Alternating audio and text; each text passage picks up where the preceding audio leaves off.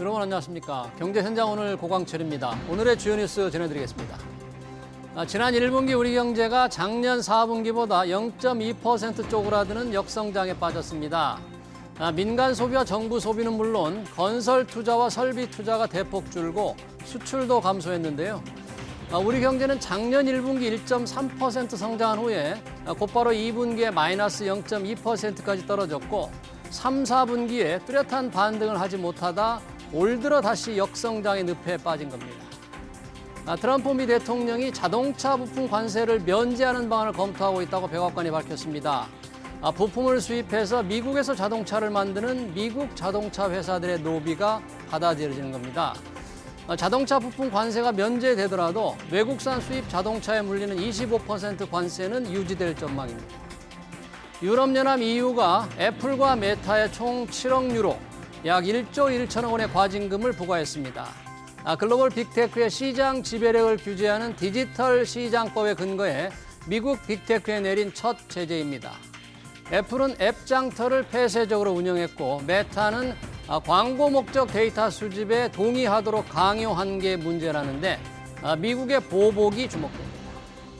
이재명 민주당 대선 경선 후보가 한덕수 대통령 권한대행 거부권을 행사한 상법 개정안을 더 세게 만들어 통과시키겠다고 밝혀 재계가 긴장하고 있습니다. 이 후보는 코스피 5천 시대를 열겠다며 그 방안으로 더 센 상법 개정안을 예고했죠. 더 센 상법 개정안이 코스피 5천의 문을 열어줄지 점검해보고 주 4일째 도입의 타당성도 따져보겠습니다. 경제현장 오늘은 SBS BG앱과 유튜브에서도 실시간 시청 가능합니다. SBS BG앱을 다운받아 시청하면 더 많은 정보와 뉴스를 볼 수 있습니다.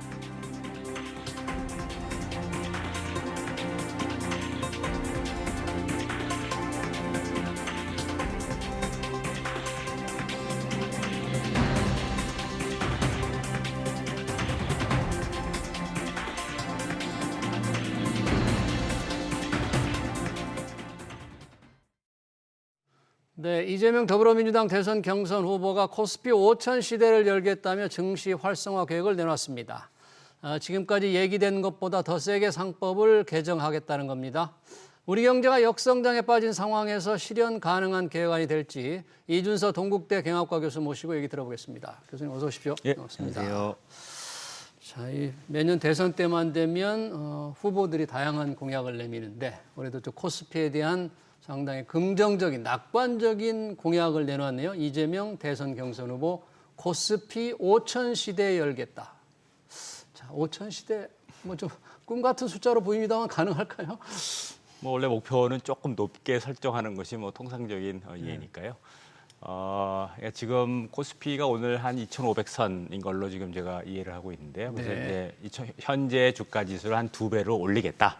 그러네요. 2배 상승을 시키겠다는 그런 뭐 상징적인 의미가 아닌가라는 생각입니다. 네. 그런데 이게 이제 뭐 아주 불가능한 것이 아닌 것이 실제 사례가 있습니다. 그래요? 예, 그래서 이제 뭐 미국 주식 시장을 나타내는 몇 가지 이제 뭐 대표적인 지수가 있는데 예. 그 중에 하나가 S&P 500입니다. 그렇죠. 그래서 이제 S&P 500 같은 경우에 2020년 초에 한 3천 정도였습니다. 네.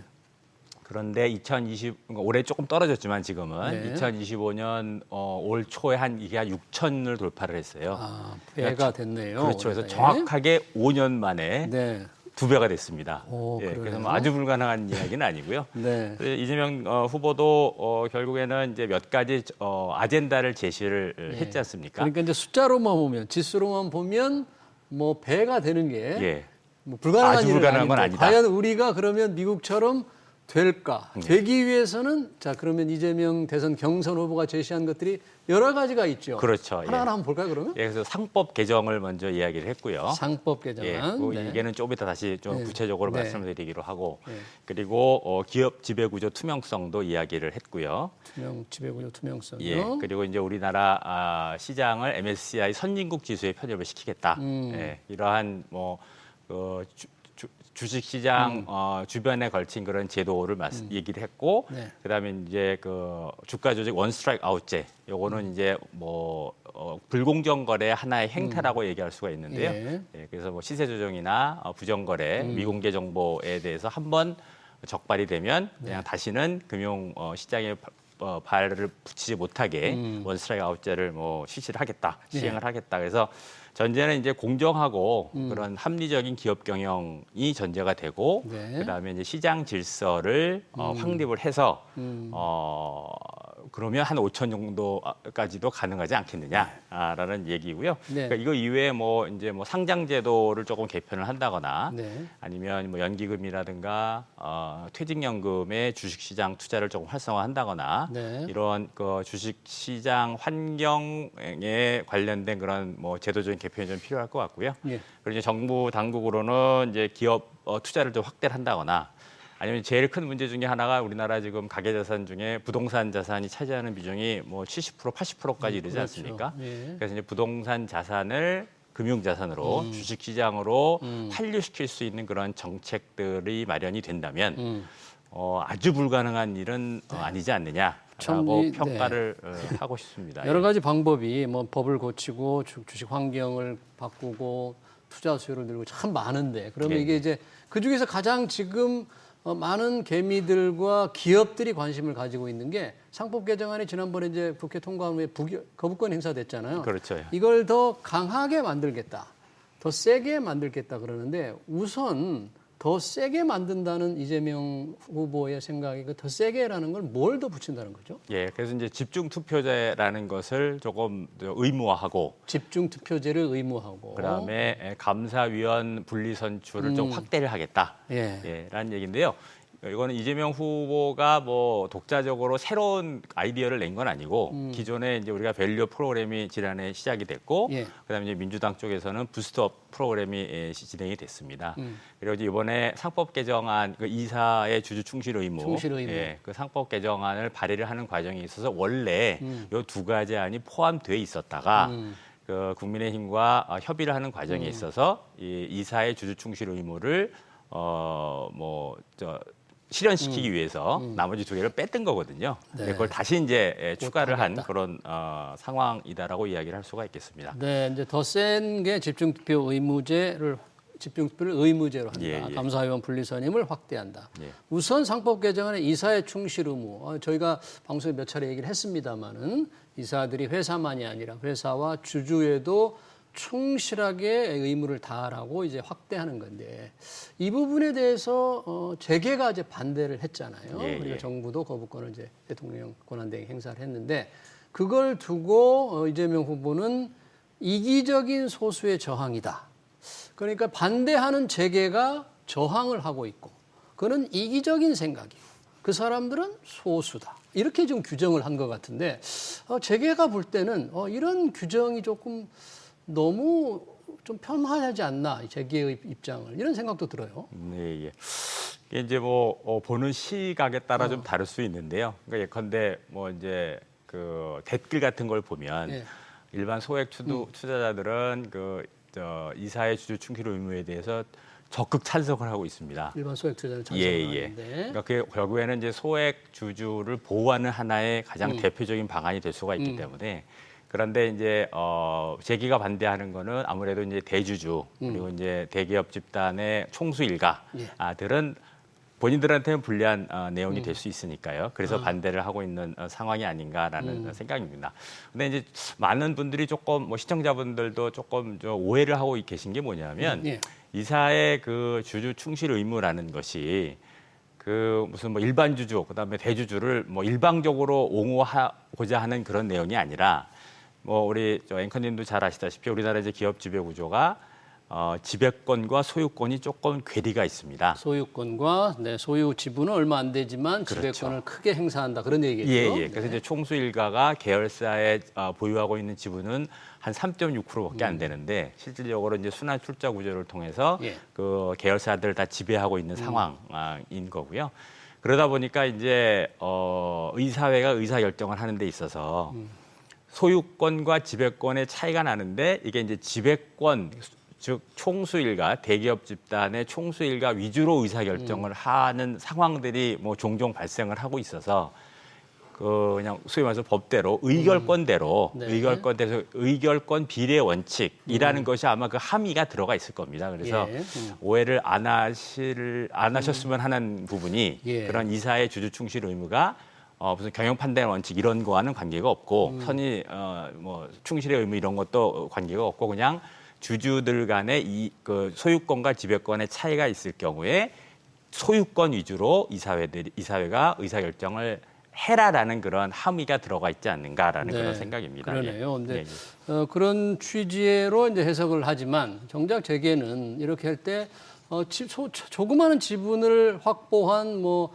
헤지 펀드들이라든지 외국의 주주들이 툭하면 좀 소송을 내므로써 기업의 의사결정이 좀 늦어진다. 늦어지면 그렇지 않아도 지금 경쟁력을 높이는 게 급한데 경영에 조금 문제가 생기지 않느냐. 더군다나 오늘 1분기 경제 성장률 보니까 마이너스 0.2%예요. 이렇게 어려운데 이 기업들에게 부담을 줘서 되겠느냐? 예. 이런 불만을 좀 갖고 있는 것 같아요. 예. 그러니까 이제 우리가 이제 단기적으로 문제 해결을 할지 아니면 이제 근본적으로 중장기적으로 문제 해결을 할지에 대한 결정을 해야 될 것 같은데요. 단기적으로는 우리 뭐 앵커님이 말씀하신 뭐 내용이 틀린 내용은 아닙니다. 그렇지만 이제 중장기적으로 기업의 이제 본질 가치를 놓고 보면 네. 과연 어느 쪽이 기업의 본질 가치를 높이는데 도움이 되겠느냐라고 네. 본다면 아마 해법이 나오지 않을까라는 생각입니다. 기업의 본질 가치 측면에서. 예, 예. 이게 코스피가 5,000으로 높아지면 얼마나 좋겠습니까? 작년에 우리 지금 코스피만 참 부진했는데 여러 가지 방법이 또 아까 말씀해 주셨잖아요. 지배구조 투명성이라든지 상장 제도라든지 이번에 또 민주당 경선 과정에서 나온 게 자사주를 가지고 있는 자사주를 소각하는 걸 뭐 의무화한다. 이런 얘기가 나왔는데 이 자사주를 가진 기업들이 꽤 많고 자사주라는 게 투자자들이 볼 때도 저 자사주가 어떻게 활용될까 굉장히 그 민감한 지금 관심을 가지고 있는 거거든요. 이 자사주가 의무화는 어떤 의미가 있는 거예요?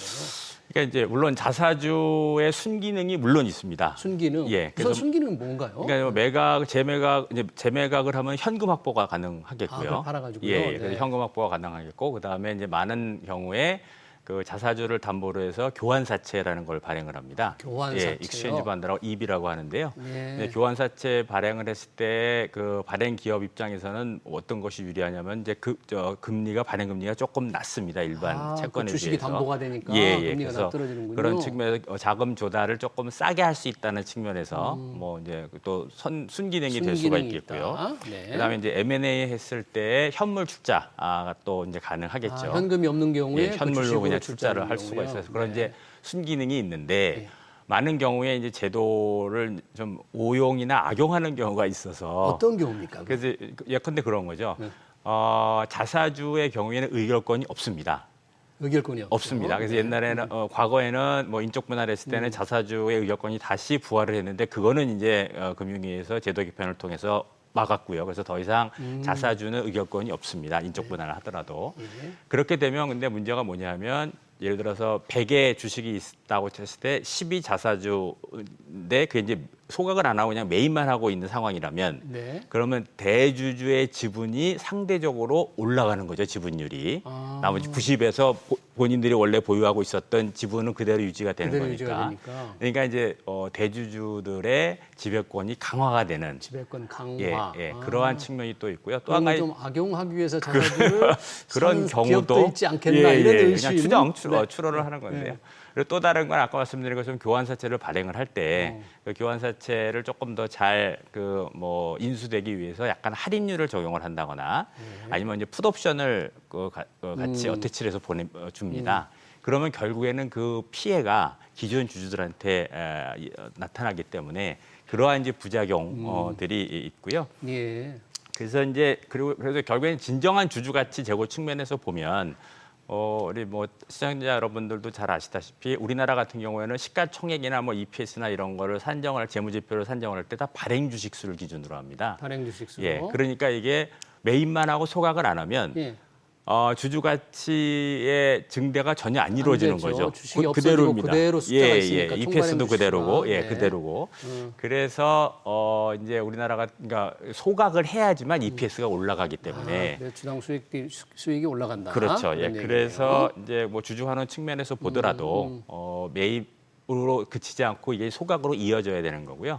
해외 다른 나라도 대부분의 경우는 이제 소각을 의무화하진 않지만 그 관련 규정을 통해서 옆에 있는 규정을 통해서 매입을 하면 소각을 할 수밖에 법계 그렇게 규정들이 마련이 되어 그래요? 있습니다. 그래서 강제화 규정, 그 자체에 대한 강제화 규정은 없지만 대부분의 경우 국가에서는 매입과 소각을 거의 동일한 개념으로 이해를 하고 있는 상황이고요. 그러면 우리도 예, 예. 자사주를 가지고 소각하는 걸 의무화하는 것보다도 무슨 인센티브를 좀 소각하는 기업에 인센티브를 준다거나 이렇게 조금 유하게 좀 도입을 하면 안 되나요? 이거 다 의무화한다, 소각을? 예, 예. 그것도 뭐 생각해 볼 만한 사항인 것 같습니다. 그런데 그 이제 제도상 이게 뭐 인센티브 페널티가 같이 가면 좋겠지만 해외 사례에서 봤었을 때는 그냥 자연적으로 매입과 소각이 이어지게끔 자연스럽게 그렇게, 관행적으로 그렇죠. 그렇게 또는 하는 또 투자자들이 그걸 원하니까 예, 대주주들이 맞습니다. 그렇게 기업들이 결정하도록 분위기를 만들겠다 그러는데 자사주가 아까 이제 대주주의 경영권을 이용하는 수단으로 된다고 그러는데 우리 기업들이 그런 주장을 합니다. 우리는 경영권 방어 장치가 조금 없다. 다른 나라에 비해서. 그런 게 있더라면 뭐 소각 같은 게 자연스럽게 없기 때문에 이게 자사주를 조금 인정해 줘야 되지 않느냐. 이걸 무작정 소각을 의무화하면 어떻게 경영권 방어 장치 방어를 하란 말이냐. 이제 이런 또 반론도 펴는데 그분은. 예, 그 이제 뭐 닭이 먼저냐 달걀이 먼저냐의 문제인데요. 근데 이제 우리나라 기업들의 특히 이제 대기업 예. 집단의 지배 구조가 조금 취약하기 때문에 이제 순환 출자 구조라든가 그다음 그 지주회사 구조라든가 그다음 계열사 교차 지분들을 통해서 이미 경영권 방어를 하고 있는 상황인 거죠. 그래서 이제 어떻게 보면 이제 백지에서 시작을 하면 그러한 지배 구조 좀 취약한 기존의 순환 출자 구조도 이제 없애고 예. 그러면 이제 그 예를 들어서 자사주 매입이라든가 그다음에 포이즌 필이라든가 예. 뭐 이러한 차등 의결권이라든가 이런 제도도 같이 도입을 고려할 수는 있겠지만 네. 현재는 그러한 조금 왜곡된 지배 구조를 통해서 경영권을 지금 방어를 하고 있는 상황이어서 예. 그래서 이게 같은 테이블에 놓고 같이 좀 논의를 해야 되지 않겠는가라는 생각입니다. 지금 순환 출자 함께. 구조 같은 예. 경우에 지금 일단 의결권을 행사를 못하는 걸로 되어 있습니다. 예. 그런데 그게 이제 법 개정 이후에 순환 대기업 집단이 형성된 기업에 대해서만 적용이 되고 그 이전에 그 대기업 집단이 형성된 쪽 그 기업들에 대해서는 그게 적용이 안 돼요. 예, 그래서 그러다 보니까 우리나라 대부분의 대기업 집단은 다 그 법 시행 이전에 만들어진 기업들이기 때문에 아직도 그런 순환 출자 구조를 통해서 경영권 방어를 하고 있는 상황입니다. 그래서 이제 그렇군요. 백지에서 다시 뭐 고민을 할 수는 그런 있는 그런 상황은 아니다. 토픽인 것 같습니다. 예, 예. 이 주주 이게 증시 환경 제도를 바꾸는 상법 개정안이라든지 지배 구조를 바꾸는 것은 이런 거의 경우에 코스피를 올리는 요인으로서 수단으로 생각은 하지만 그러려면 정부나 이제 국민의힘은 그동안 그렇게 주장을 한 것 같아요. 그러면 그런 제도를 상장사에게만 좀 적용할 수 있게 뭐 자본시장법을 고치는 것으로 하자. 그게 예, 이제 예. 대안이었잖아요. 예, 예. 그런데 상법은 이제 100만 개가 넘는 그렇죠. 모든 기업들이 해당이 되니까 예. 굳이 그렇게까지 확대할 필요가 있나? 예. 그런 부분에 대해서는 어떻게 보세요? 예, 뭐 일견 타당하다고 생각을 합니다. 그게 이제 뭐 이 상법 그 조항뿐만이 아니라 그걸 이제 아마 관련된 규정이 굉장히 많은 걸로 알고 있어요. 상법 관련된 규정이. 상법 개정은 객관적으로 볼 때는 쉽지는 않을 것 같습니다. 그래서 이제 상장 기업을 대상으로 한 자본시장법을 개정을 하는 것도 한 가지 방법이겠고요. 예. 자본시장법마저도 안 되면 굳이 또 자본시장법까지 개정할 필요는 없습니다. 예? 예를 들어서 이제 거래소에서 예. 이제 이건 또 다른 뭐 이슈일 수가 있는데요. 예.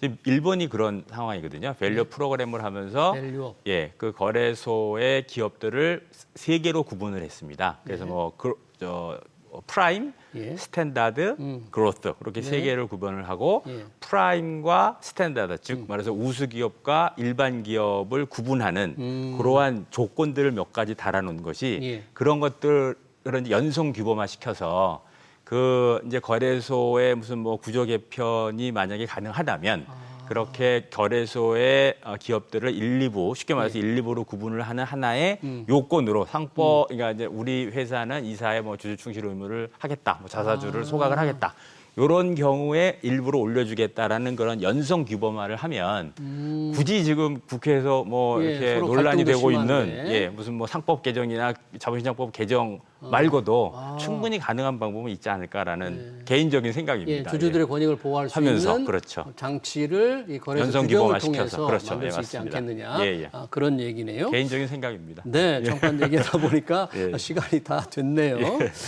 자, 그러면 종합적으로 지금 우리가 코스피 활성화, 코스피 5천을 얘기하고 있는데 우리 시장 지금 뭐 잘 버티고 있다고 봐야 됩니까? 어떻게 시장을 좀 종합적으로 평가해 줄 수 있을까요? 잘 버틴다기보다는 그동안 너무 많이 떨어졌기 때문에 PBR이 너무 낮아서 주가 순자산 비율. 예, 그래서 이제 뭐 정상화되어가는 과정이 아닌가라는 그런 생각이고요. 예. 그래서 지금 뭐 시청자 여러분들도 잘 아시다시피 지금 외생 변수가 너무 변동성이 커서 네.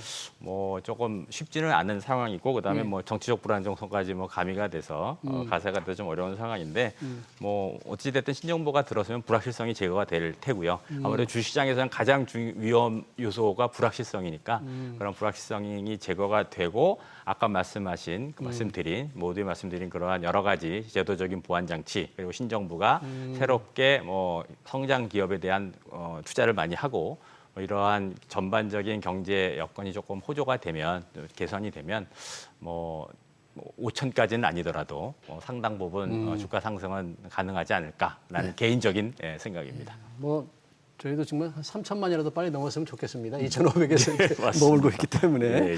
네, 코스피 5천 시대 필요한 상법 개정안 관련 토론 여기서 마치겠습니다. 지금까지 이준서 동국대 경영학과 교수였습니다. 교수님 고맙습니다. 네, 고맙습니다.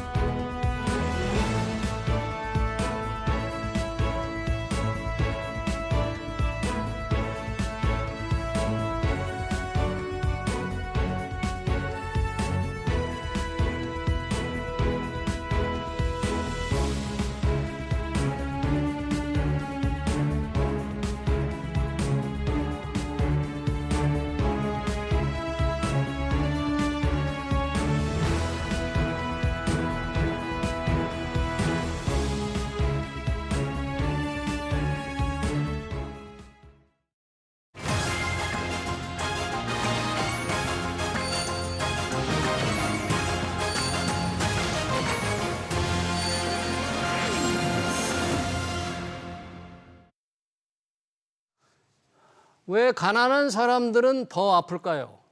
28살의 젊은 공정보건의사 김현철은 노인들을 진료하다 이런 질문에 깊이 빠져듭니다.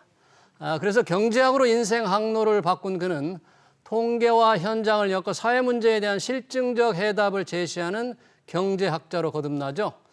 김현철 홍콩 과학기술대 경제학과 교수입니다. 경제학이 필요한 순간이라는 베스트셀러로 얼굴을 널리 알렸습니다. 우리 사회에 화두로 등장한 주 4일제와 곤혹스런 세계 최고의 자살률에 대해 그가 어떻게 생각하는지 들어보겠습니다. 김현철 교수는 연세대 의대 교수도 함께 맡고 있습니다. 교수님 어서 오십시오. 네, 안녕하십니까. 네, 제가 홍콩 과학기술대 경제학과 교수로 소개했고 연세대 의대 교수라고도 했는데 네네. 둘은 한꺼번에 못하는 거잖아요.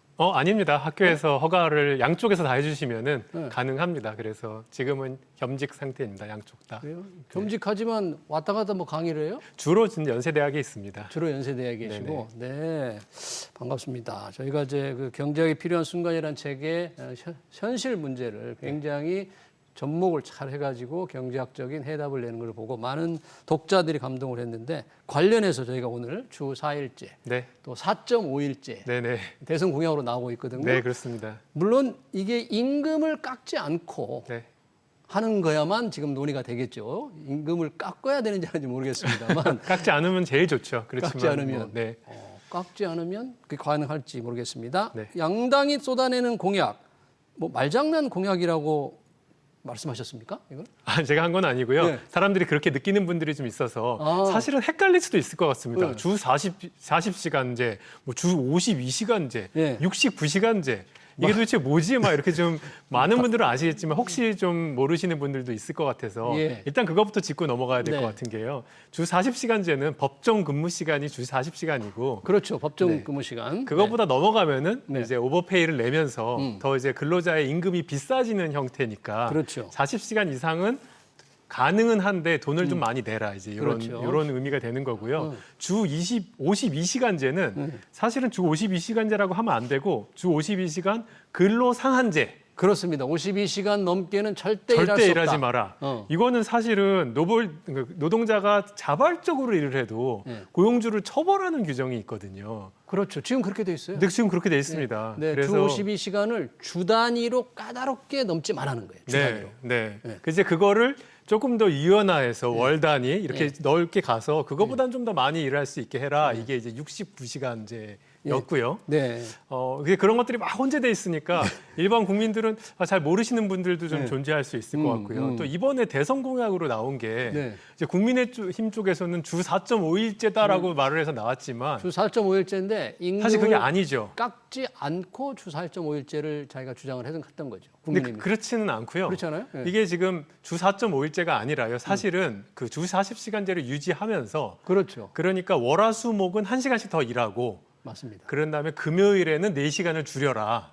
네. 이거니까 법정 근로시간 40시간은 그냥 유지한 채로 네. 말하자면 유연 근무제를 하겠다. 그러니까 정확하게 말하면 4.5일제라고 표현하시면 안 되는 거죠. 아, 주 4.5일제라고 표현하려면 그 평일에는 주일에는 8시간씩만 일하고, 그대로 일하고 근무 시간을 줄여야 된다는 얘기군요. 그게 이제 4.5일제의 의미인데 아, 이제 그래서 좀 이제 이거 말장난 아니냐 이렇게 보시는 분들도 있는 거죠. 말장난이라고 욕 먹고 있어요, 국민의힘이. 주 4.5일제 얘기해서. 사실 그렇게 하면 안 되고 주 5일제인데 예. 그 유연근무제다 이렇게 말씀하셨어요. 정확한 거고요. 예. 민주당은 주 52시간 유지하고 정말 주 4일제 하겠다 이렇게 얘기 나오는데 근무 시간을 줄이겠다, 법정 근로 시간을. 법정 근무 시간을 줄이겠다고 얘기하는데 요거의 가능성에 대해서 오늘 좀 또 같이 한번 얘기를 그러니까요. 해보면 지금 좋을 것 그러면 같습니다. 지금 주 5일제, 주 법정 근로 시간 40시간을 줄이면서 주 4.5일제나 주 4일제 근무 시간을 줄이는 기준으로 우리가 가능합니까, 지금? 사실은 저는요. 네. 그것과 동시에 주 52시간제를 일단 폐지를 하는 게 전 맞다고 보고 있습니다. 주 52시간 규제를 폐지해야 된다. 이게 왜 그러냐 하면요. 이건 상당히 그 정치권에서도 논란이 됐던 것이고 네. 이걸 조금 부드럽게 하자는 것도 조차도 안 됐던 겁니다. 반도체 특별법에 주 52시간 예외 좀 하려고 정부와 네. 국힘이 열심히 했지만 네. 민주당의 그게 안 반대로 됐죠. 안 네, 됐던 굉장히 논쟁적인데 왜 이걸 폐지해야 돼요? 저는 일단 기본적으로 우리 사회가 네. 노동시장이 굉장히 다양한 형태로 분화되고 있는데 네. 그러고 있는데 그냥 이런 지식 기반 경제 하에서 고용의 형태가 막 복잡해지고 이러는 거 이걸 일률적으로 52시간으로 틀어막는 것. 그런 거죠. 그러니까 어떤 사람들은 뭐 100시간을 일하고 싶은 사람도 존재할 수 있는데 있을 수 있죠. 네, 이제 그거를 정부가 어쨌든 간에 이렇게 강압적으로 무언가 딱 규제해서 이거 넘으면 처벌하겠다 이런 거는 사실은 민주주의 국가에서 이게 가능한 건지에 대한 정당성의 의문도 좀 있고요. 이런 법이 통과된 게 대한민국입니다. 네, 그러니까요. 네. 네, 그래서 이게 정책이 나갈 방향을 그러니까 우리나라가 근로 시간이 굉장히 긴 거는 사실이거든요. 그렇죠. 그거를 줄이고자 하는 노력은 저는 완전히 필요하지만. 찬성하는데 이거를 일률적인 규제로 정말 예외 조항 하나 만드는 것조차 이렇게 힘들게 만드는 이런 것 정책 자체가 저는 잘못된 정책이다라고 감히 좀 말씀드리고 그러면 싶습니다. 이걸 좀 바꾸려면 뭐 노사가 합의하면 52시간 규제를 좀 유연하게 적용을 할 수 있다. 뭐 이렇게 좀 바꿔야 할까요? 어떻게 좀 만약에 바꾸려면 어떻게 해야 돼요? 아예 없으면 저는 그래서 이제 없애면 또 너무 근로 시간이 길어지는 좀 문제 그런 걱정도 있거든요. 사실 그래서 저는 사실은 이제 주 38시간제, 36시간제 그런 그 공약은 굉장히 제가 찬성을 하는 게요.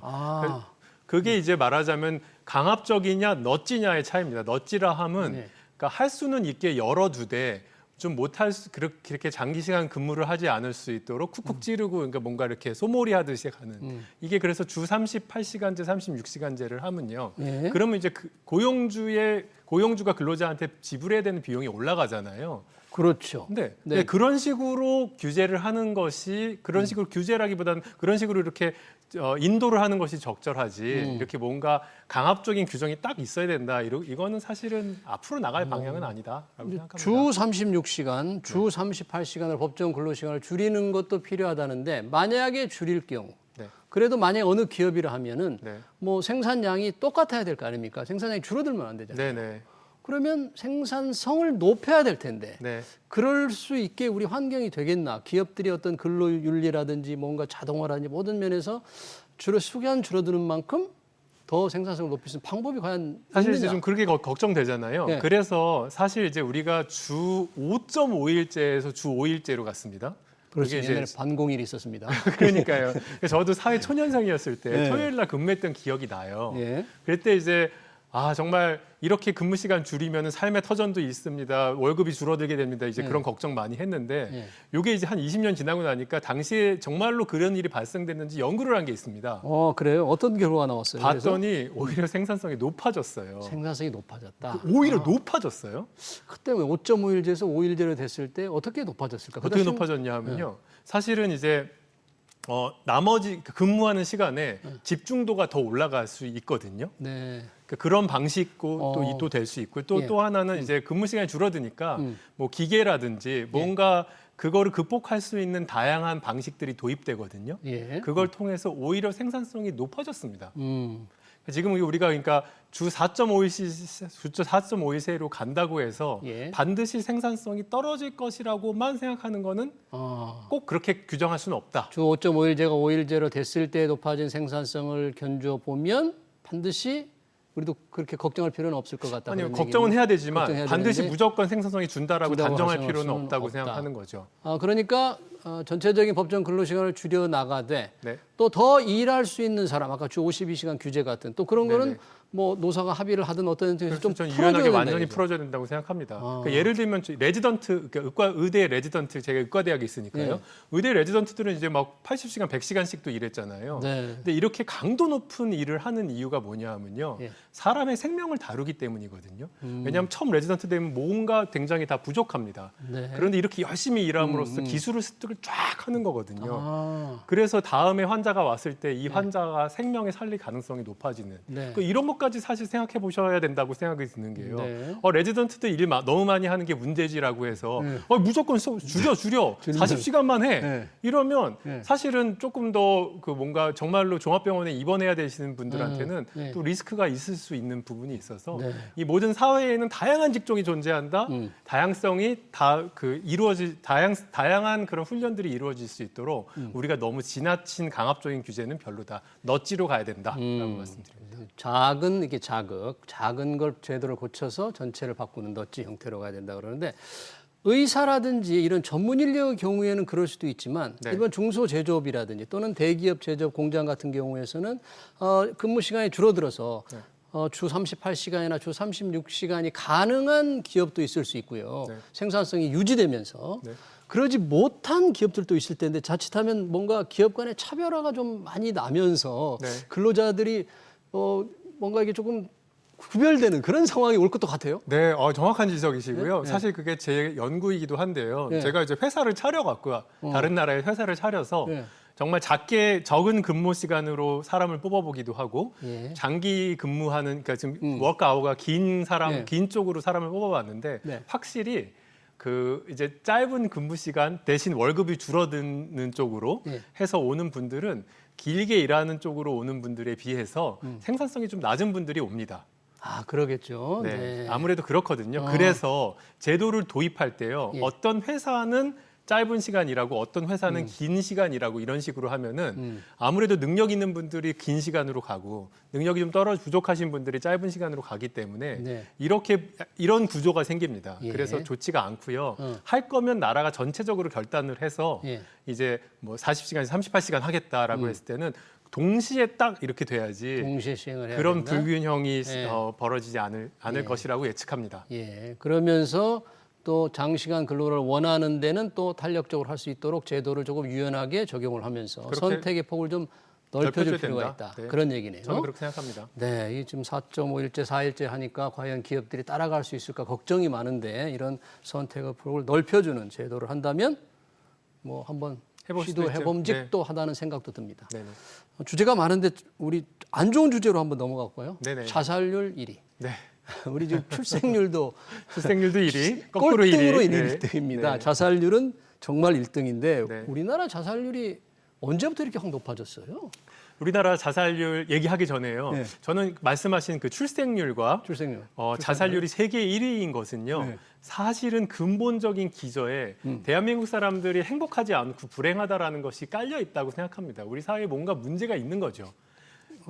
아니, 불행하다고 생각하는 거라는 겁니까? 좀 불행하다는 겁니까? 진짜 불행한 진짜 거죠. 불행한 거예요? 네. 네. 그러니까 사실은 이렇게 사회가 각박하고 안 좋은데 네. 굳이 내가 애를 낳아야겠냐? 음. 또 노인들 자살이 제일 높거든요. 예. 아 이렇게 힘든데 그냥 나의 삶을 마감해야지. 예. 이것의 근본적인 기저에 대한민국 사회가 뭔가 잘못 돌아가고 있는 게 존재하는데 예.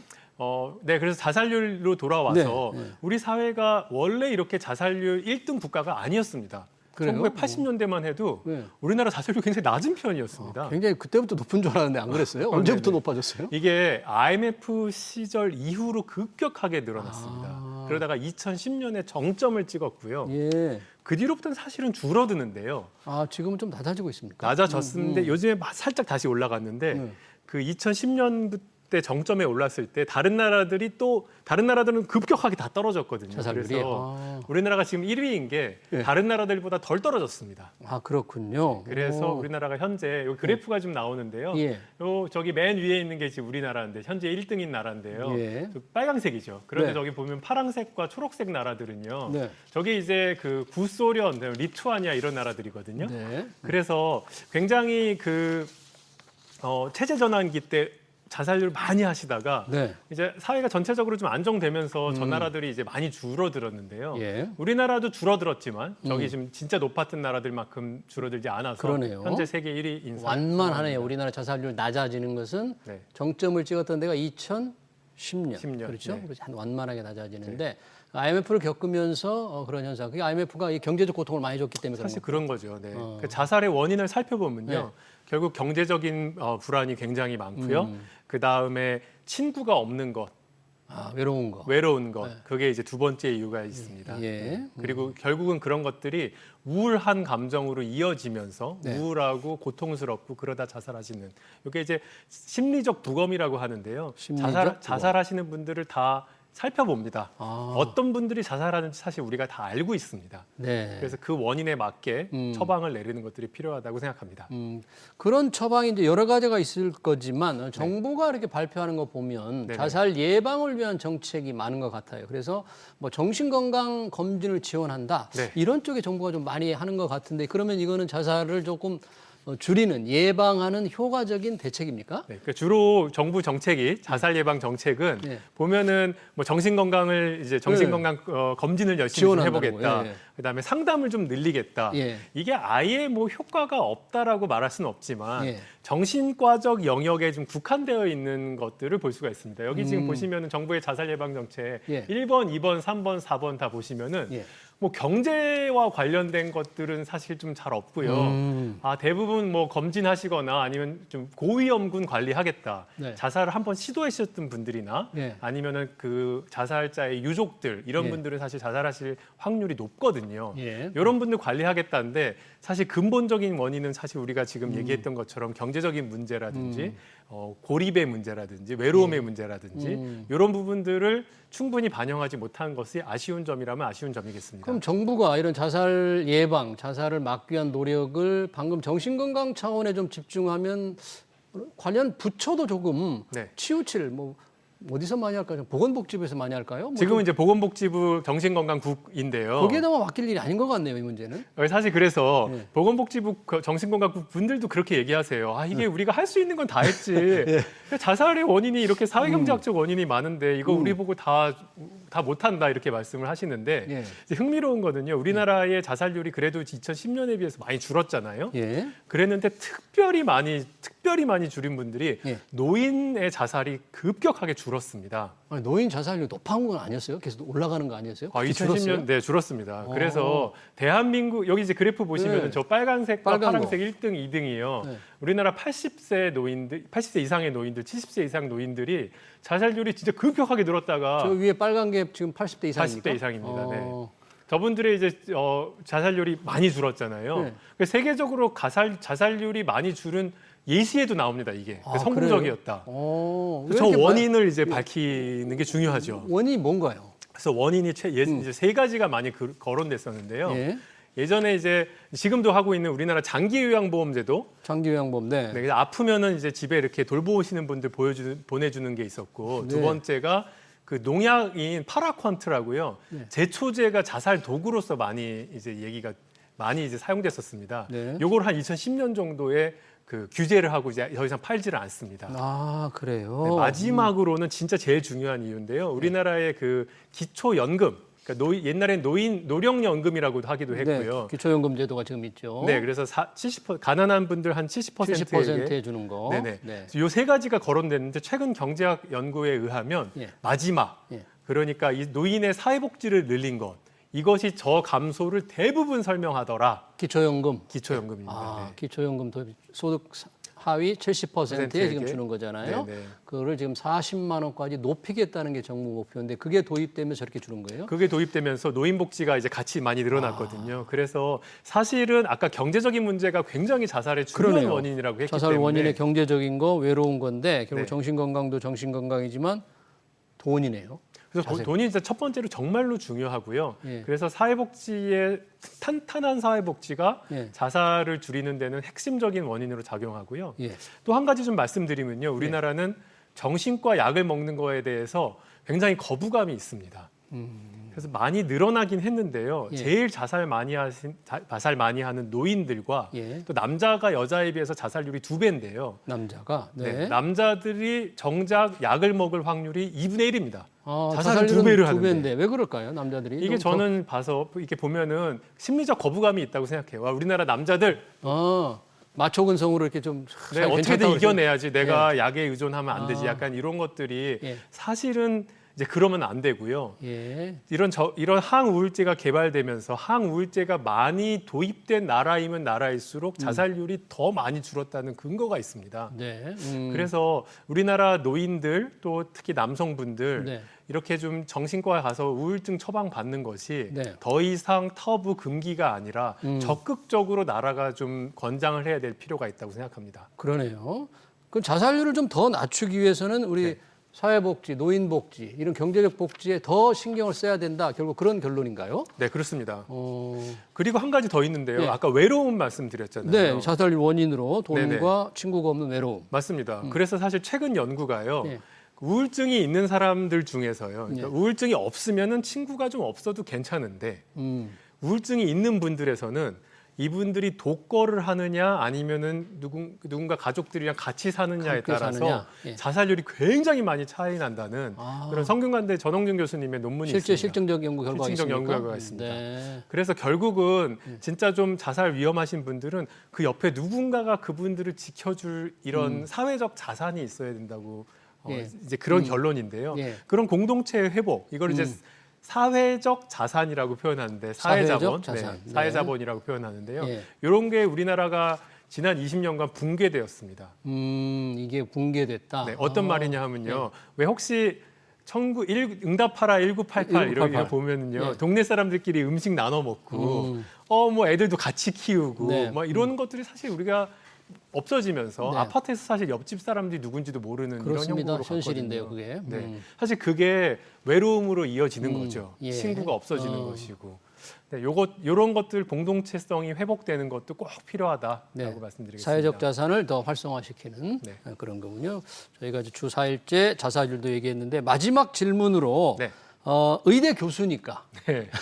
의대 네네. 정원 얘기만 좀 짧게 아, 한번 그러시죠. 물어보고 네. 싶은데요. 아이고, 네네. 정말 지난 윤석열 정부 지금 네. 이 정부에서 굉장히 갈등을 많이 만드는 네. 정원 무리수를 좀 주셨죠. 무리수를 네네. 뒀잖아요. 네네. 이걸 조금 경제학적 관점에서 조금 뭔가 스무스하게 사실 의사를 늘려야 된다는 게 사회적 여론이 좀 있었거든요. 네네. 어떻게 했더라면 좋았을 것이다. 경제학자이자 의사로서 좀 네네. 생각합니다. 사실 저는 이제 의정 사태 초반만 해도요, 1년 반 전인데요. 우리나라 고령화가 이렇게 많이 급속도로 진행되는데 의사가 좀 더 필요하지라고 생각했고 네. 이제 숫자는 한 500에서 1000명 정도 적당하다고 생각했었습니다. 예. 그런데요, 제가 500에서 1000명. 네. 근데 생각이 완전히 바뀌었습니다. 어떻게 해요? 왜냐하면 지난 1년 사이에 AI 휴머노이드의 발전이 장난이 아니거든요. 로봇. 이게 지금 급격하게 발전해서 이미 AI가 전공의 수준의 의학적 지식을 넘어섰습니다. 그래요? 네. 오. 그래서 조만간 이제 의사들의 대부분을 대체할 수 있을 만큼 이제 발전을 할 거고요. 이제 의대 정원을 늘려서 그게 효과를 보려면 15년이 걸리잖아요. 그렇죠. 15년 뒤면은 게임이 끝났습니다. AI 휴머노이드로 대부분의 의사가 대체되는 상황. 의사가 많이 필요 없는. 많이는 필요 없는. 그러네요. 네, 그런 사회가 왔기 때문에 올 것이기 때문에 지금 의사 정원을 굳이 늘릴 필요 없고 그나마 있는 정원은 빨리 과학기술계로 보내서 과학기술로. 네, 그렇게 된다고 생각합니다. 네, 이런 얘기를 좀 우리 정부가 일찍 좀 들었었더라면 그런 1년간의 정말 고통스러운 기간을 좀 안 보내도 될 뻔 알았습니다. 네, 의사로서 경제학자가 된 김현철 홍콩 과학기술대 경제학과 교수 모시고 주 4일째 노인 자살률 얘기 들어봤습니다. 교수님 귀한 시간 고맙습니다. 감사합니다. 네.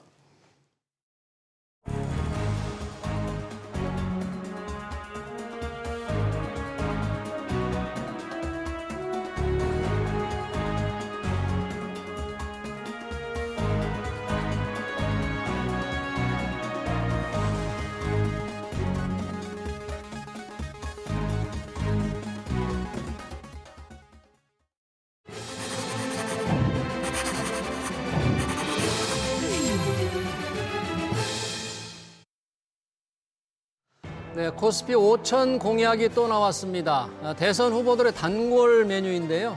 코스피 5천 누가 싫어하겠습니까? 방법이 문제죠.